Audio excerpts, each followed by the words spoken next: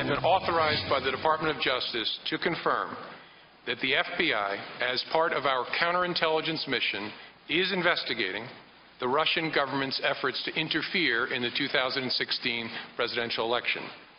And that includes investigating the nature of any links between individuals associated with the Trump campaign and the Russian government. Director Comey, was the president's statement that Obama had his wires tapped in Trump Tower a true statement? I have no information that supports those tweets. That the answer is the same for the Department of Justice and all its components. Is the president prepared to withdraw that accusation, apologize to the president? No, we started a hearing. It's still ongoing. There's a lot of information that still needs to be discussed. So you can continue to look for something, but continuing to look for something that doesn't exist doesn't matter.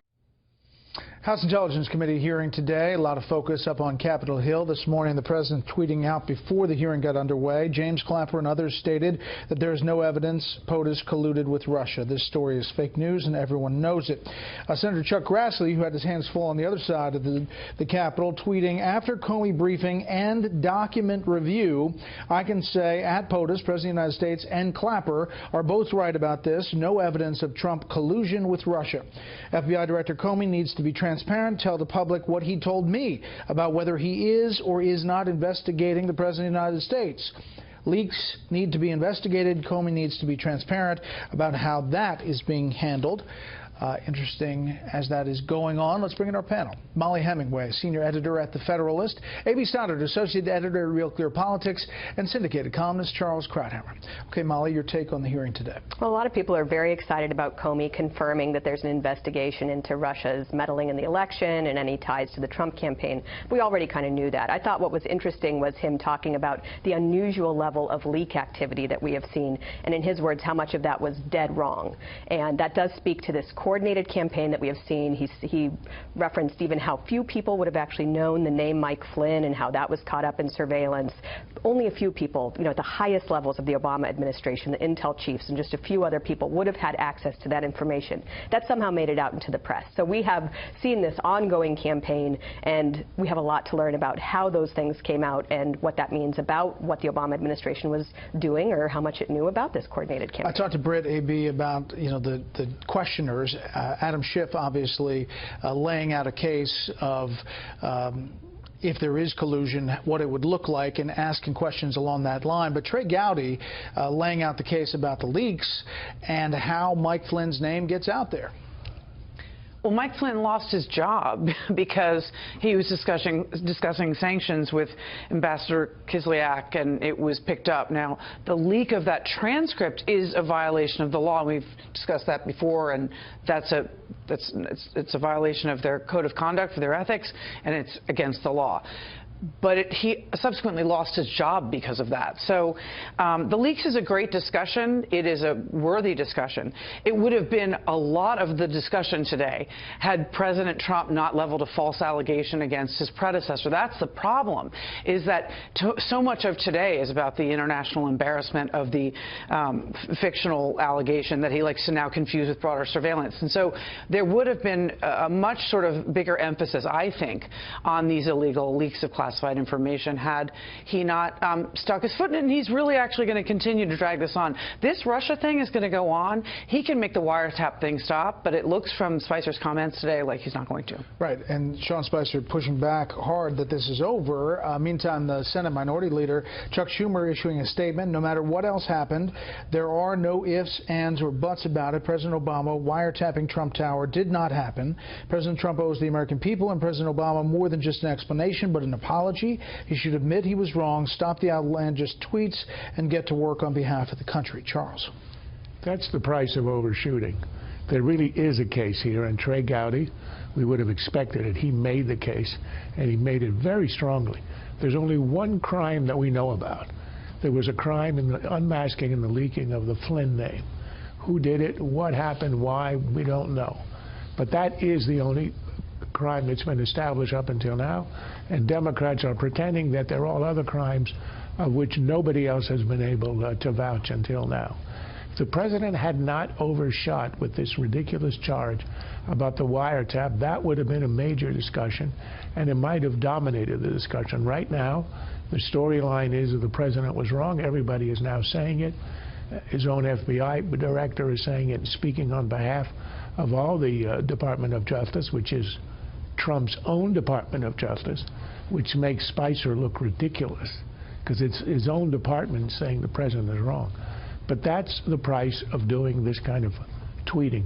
I think as to the investigation of the collusion, I think the main story remains. As of today, there is zero evidence of it. And I think it's unlikely there will be. The one thing that has happened is that the clock has now started for Comey. Once he's announced there is an investigation, people are going to say, well, hurry up. The same way that happened, remember the same thing happened with Hillary. We're waiting, we're waiting, we're waiting. We have to have.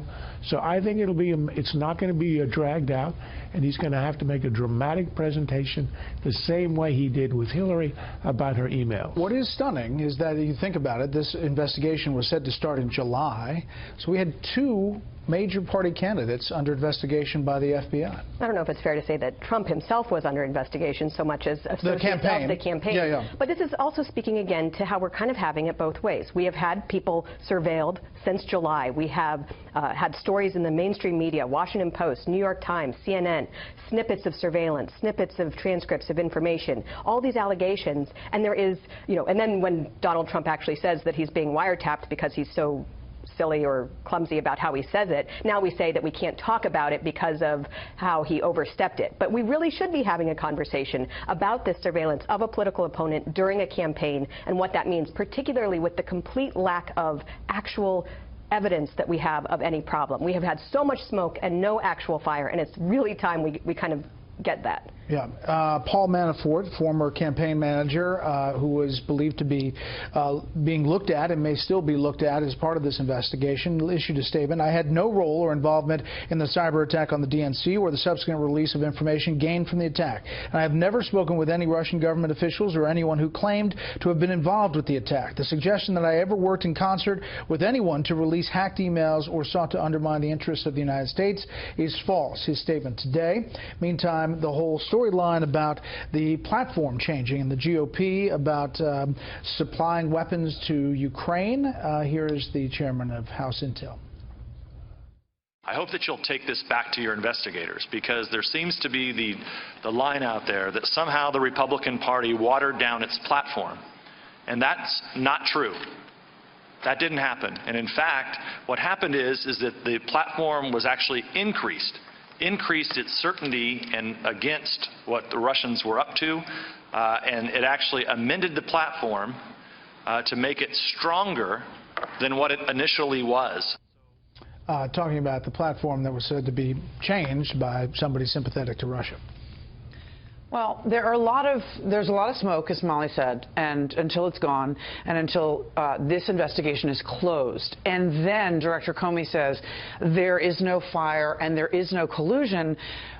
Statements by Clapper and Mike Morrell, the former acting CIA director for Obama, is not going to be enough to make this story go away. No, I know, but Paul Manafort is one of 7 will. people. Paul Manafort is one of 7 people who had sort of either secretive or strange meetings or contacts with Russians that later came out. This is what makes Republicans nervous. It remains under investigation, and until that's gone, this is the problem for Trump. But answer me this. If the Director of National Intelligence, who compiles this scrub of all the information they have at the time, in December, passes off what they have, what happens in between the time that Clapper finishes his report with Brennan and there's no collusion or evidence of collusion to the time where we are now? Is there something that happens in between that time? Because we're talking about information and things Director that potentially happened. happened His Comey way earlier today actually was a little bit confusing about that, and talked about how that wasn't exactly the same thing as what until and unless he stands up like Grassley's trying to push him to do